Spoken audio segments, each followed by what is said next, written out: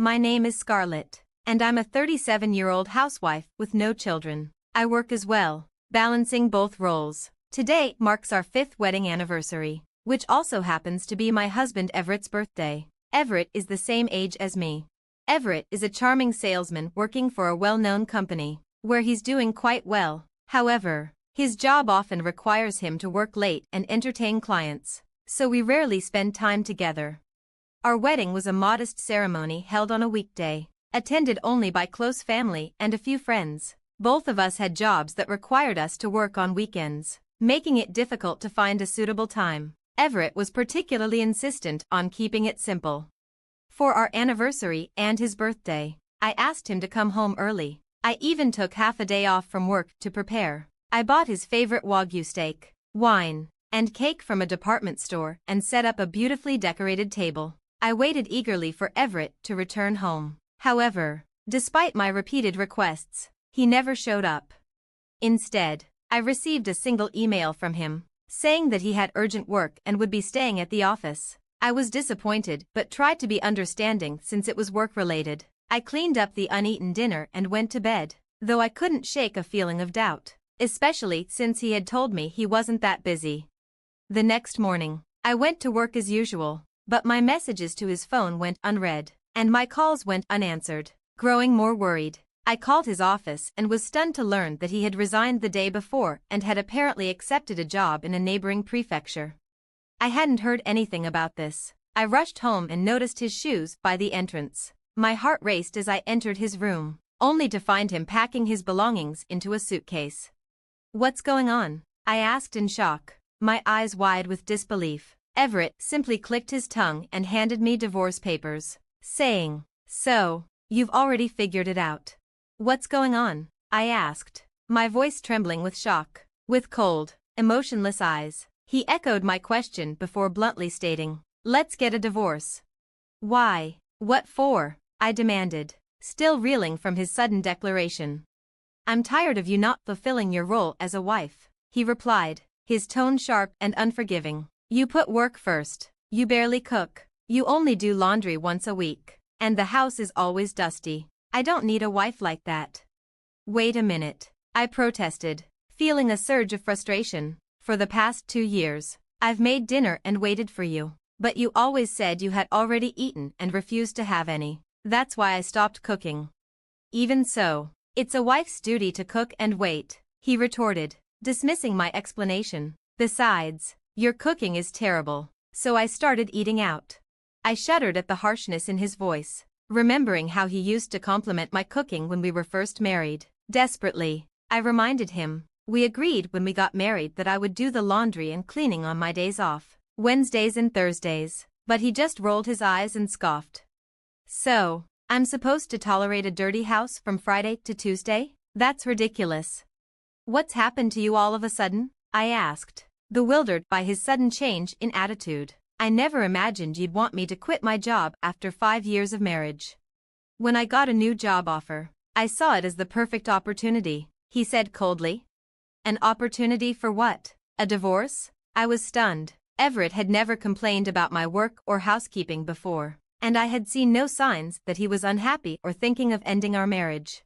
"You never noticed how dissatisfied I was," he said, his voice icy. "I don't need a wife like that. I've rented an apartment near my new job, so I won't be coming back to this place." With that, he pushed past me, standing in front of the door with his suitcase, and left the house without looking back. I stood there, utterly stunned, unable to grasp what had just happened. A week later, I attended my high school reunion. I wasn't really in the mood to go, but I had already paid the membership fee. Besides, I hadn't been able to reach Everett since that day, and my frustration was growing with each passing day. I thought the reunion might be a good way to clear my mind. When I arrived, I saw that some of my classmates were divorced or single mothers, yet they were all leading strong and resilient lives. Up until that point, all I had hoped for was to mend my relationship with Everett, but as I thought about it more, I realized that if we reconciled, I would likely have to move with him to his new job location. In that case, staying at my current job would be impossible due to the long daily commute, even though it was just in the neighboring prefecture. On the other hand, After working for 17 years since graduating from junior college and earning a decent salary, it would be nearly impossible to find a job that offered the same income in the new location. Everett had completely shut me out, and I began to wonder if it was time to let go. What made my decision final was a phone call from Everett, pressuring me to move out. We had been living in a rented apartment, where Everett was listed as the primary tenant. The lease renewal period was approaching, and it seemed the real estate agent had contacted him about it. I told them we'd be moving out in a month, so make sure everything is cleared out by then, he said bluntly. I'm still living here, and you didn't even consult me, I protested. His response was cold and dismissive. I'm the one renting it. I don't need to consult you. That was the moment I knew it was truly over. Fine, I'll pack up my things this weekend or next, I replied, feeling defeated. Make sure to get rid of not just your stuff, but everything left in my room and all the furniture, he added, his tone sharp. I was taken aback by his nerve. What are you talking about? You originally rented this place when you were single, and most of the furniture has been here since then. The other furniture and appliances were bought with your credit card. I'll take care of disposing of the items I primarily used, but you're responsible for getting rid of the rest and covering the disposal costs, I shot back. Without another word, he hung up on me. I couldn't believe how selfish he was, taking only what was precious to him and leaving the entire cleanup to me. This made me more determined than ever to go through with the divorce. Over the weekend, I began sorting through the closet, reminiscing about the happy times we had shared since our marriage. Among the items were things that belonged to both Everett and me. As I was going through them, I stumbled upon his high school graduation album.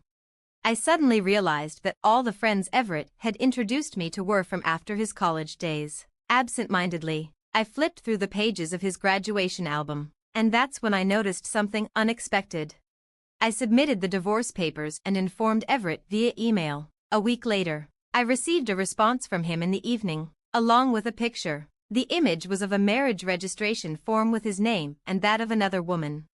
I was stunned and stared at the screen in disbelief when my phone rang. It was Everett. Did you see it? He asked. What does this mean? I demanded, still in shock. It's exactly what it looks like, he replied casually. I just had a wedding ceremony and remarried that woman. You've got to be kidding, I said, incredulous.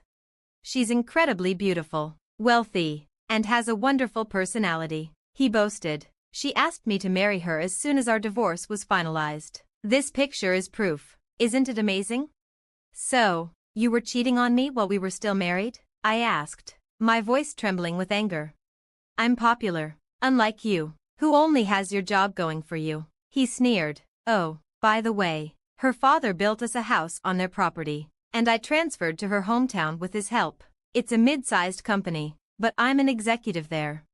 Everett was clearly eager to brag about his new marriage to his wealthy affair partner, but as he spoke, a wave of intense anger surged within me. He had blamed me for the failure of our marriage and used that as an excuse to divorce me, but it was also he could remarry his affair partner.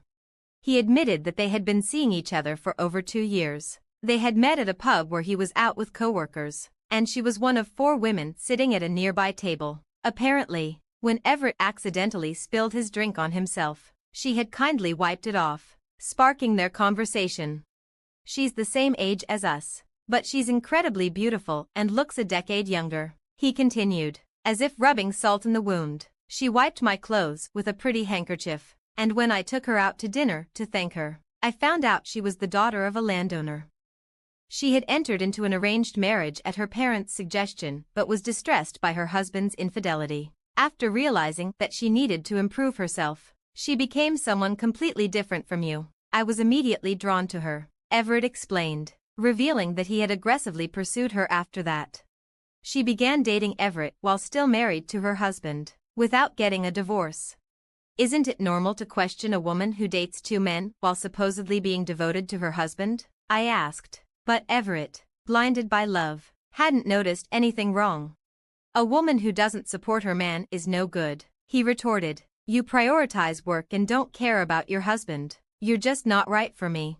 So, you can't stand on your own, and you expect me to support you? I shot back, unable to hold back my frustration. Everett seemed irritated as well and replied, "Ah, I'm so glad I'm finally free from a woman like you. Stella is the best, after all." "Stella? Is that her name?" I asked.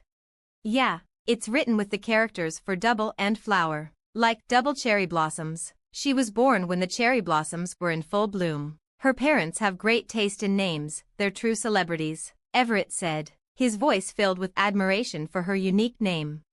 As I listened to Everett gush about her, something clicked in my memory. "Did you really marry such an amazing woman? You're not lying, are you?" I asked, pretending to sound impressed.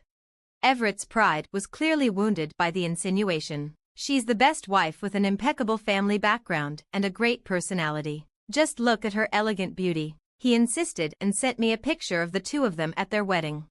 There was no doubt it was her. I couldn't help but burst out laughing. "What's so funny? This is proof that we really got married," Everett exclaimed, sounding defensive. Sure, it's real," I replied, struggling to contain my laughter. "Hey, stop laughing. We really got married, and there's a baby in her belly," he added, clearly annoyed. "What? No way," I said, unable to stop laughing. "Ah, I get it. Losing me must have made you go crazy," Everett said, interpreting my laughter in a way that suited him. Then, dreamily, he added, "In 3 months, we'll have a baby girl. She'll definitely be as beautiful as Stella. Well, even if she looks like you instead, she'll still be beautiful." Everett has a sweet, idol-like handsome face, and for some reason, he suddenly became flustered and said, "No, she doesn't need to look like me." Hearing that, I burst out laughing again. "Go crazy on your own. Goodbye," Everett snapped before hanging up the phone. Eventually, he'll figure out why I was laughing, and I can't wait for that day. After that, we had some disputes over alimony and the division of property, but with the help of a lawyer, I managed to secure a substantial settlement from Everett. He agreed to pay his share of the alimony, not wanting to cause Stella any emotional distress during her pregnancy. 2 years passed without any contact, and then I finally received a desperate email from him. "Please, Scarlett, I beg you, please listen to me." Reluctantly, I answered the phone call that followed right after the email. As I expected, it was about the child he had with Stella. "Well, kids tend to look like their parents, right?" I said. "Of course, who else would they look like?" he replied nervously. Apparently, the baby girl didn't resemble the beautiful Stella at all.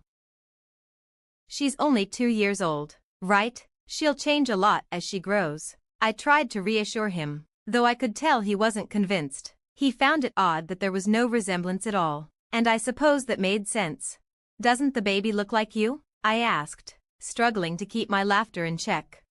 Everett suddenly panicked and blurted out, "No, she doesn't, but it's okay that she doesn't look like me." He had secretly done a DNA test to check if Stella had been unfaithful, but the results confirmed that both Everett and Stella were undeniably the child's parents. "So, there's no doubt she's your child," I said. But Everett wasn't ready to let the conversation end there. "Hey, when I told you 2 years ago that Stella was pregnant, you laughed a lot. Do you know something?" he asked, pressing me for an answer. Wow, he remembered that well, I thought. Actually, Stella and I went to the same high school and were in the same grade. We were never in the same class during those 3 years, so I didn't know her well, but I do remember that she was the daughter of a landlord and had a rather haughty, unpleasant personality. At a class reunion about 2 years ago, the topic of Stella's plastic surgery came up. Stella, with her single eyelids, small eyes, button nose, and slight overbite, had been self-conscious about her looks. Apparently, after high school, she underwent several cosmetic procedures at a famous clinic in New York. She didn't attend the reunion, so I didn't see her in person, but a friend later sent me before and after pictures of her transformation. American cosmetic surgery really is incredible. When I told Everett about this, he didn't believe me at first, but then it hit him. He had never seen any childhood photos or graduation albums of hers. Was I deceived? Damn it, he muttered, realizing the truth. Stella had played the role of the sweet, demure woman while they were dating, but it turns out she had cheated on him multiple times and had been divorced before. Worse, she had been sued for alimony by several of her ex-husband's wives. I'm going to confront her, Everett declared. Maybe you shouldn't, I suggested. Huh, why not? He asked, confused. Well, the child doesn't look like you either, right? Usually, girls are said to resemble their fathers, I pointed out, making Everett fall silent. She can't look like you, you've had plastic surgery too. How did you? He began, but I cut him off. When I moved out of the apartment we lived in 2 years ago, I found your high school graduation album. You looked like a completely different person, and I was shocked. After seeing that album, I finally understood why he never introduced me to his college friends, insisted on having a modest wedding, and only invited a few colleagues from work. Everett had likely undergone plastic surgery while in college and had been afraid his past would be exposed by his old friends.